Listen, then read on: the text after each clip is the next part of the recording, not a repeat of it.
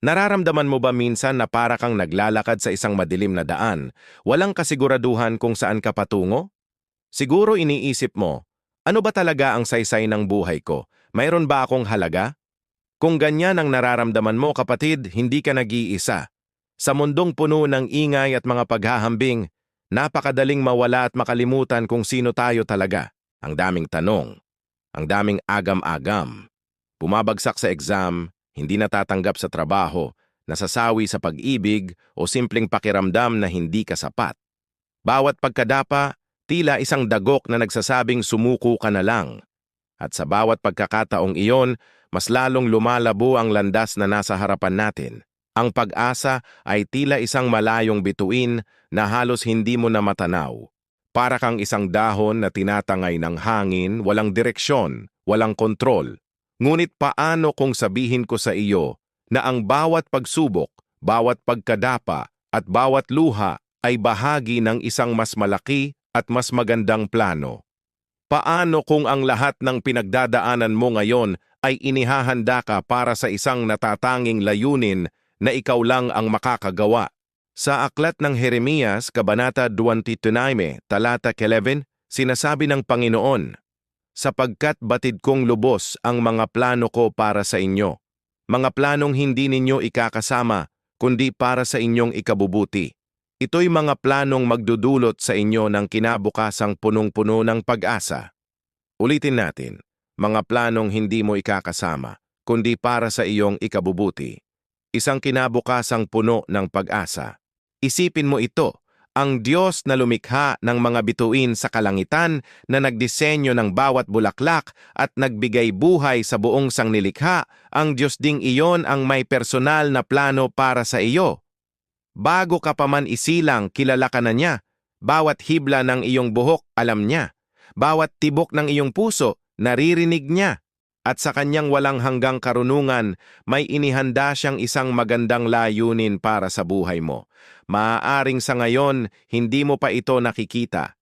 Siguro, ang nakikita mo lang ay ang mga pagkabigo at ang mga pader na humaharang sa iyo. Pero ang Diyos, nakikita niya ang kabuuan. Nakikita niya ang tapos na obra maestra, habang ikaw, nakikita mo pa lang ang magulong canvas. Tandaan mo ang kwento ni Jose. Ipinagbili siya ng kanyang mga kapatid, naging alipin, at nabilanggo ng walang kasalanan. Sa paningin ng tao, wala ng pag-asa ang buhay niya. Ngunit sa likod ng lahat ng iyon, kumikilos ang Diyos. Ginamit niya ang bawat pagdurusa ni Jose upang ihanda siya na maging pangalawang pinuno ng Ehipto at iligtas ang kanyang buong pamilya mula sa tagutom. Ganoon din sa buhay mo. Ang bawat karanasan, masakit man o masaya, ay ginagamit ng Diyos para hubugin ang iyong karakter, palakasin ang iyong pananampalataya, at ihanda ka para sa misyon na itinakda niya para sa iyo. Ang mga pagsubok ay hindi parusa. Ito ay paghahanda. Ang mga paghihintay ay hindi pagkaantala. Ito ay paglilinang. Kaya kapag pakiramdam mo ay nag-iisa ka at nawawalan ng direksyon, lumingon ka sa krus. Ang krus ang pinakadakilang paalala na mahal ka ng Diyos ng walang katapusan. Ibinigay niya ang kanyang bugtong na anak para sa iyo. Kung ganoon kalaki ang pagmamahal niya sa iyo, hindi ba't sapat na yon para pagkatiwalaan mo ang kanyang mga plano? Ang pagtuklas sa iyong layunin ay hindi isang mabilisang pangyayari. Ito ay isang habambuhay na paglalakbay kasama ang Diyos. Nagsisimula ito sa isang simpleng desisyon, ang magtiwala.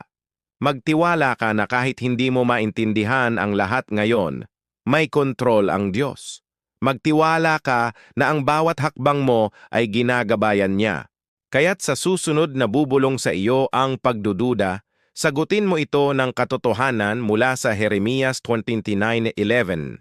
Itaas mo ang iyong noo, ngumiti ka ng may pag-asa, dahil hindi ka aksidente, hindi ka pagkakamali, mayroon kang layunin. Tinawag ka ng Diyos para sa isang espesyal na misyon. Simulan mo ang iyong lakbayin ng pananampalataya. Tandaan, may layunin ka sa Diyos. Salamat sa panunood, at kung napukaw ng mensaheng ito ang iyong puso, Huwag kalimutang mag-subscribe at i-share ang video na ito. Hanggang sa muli,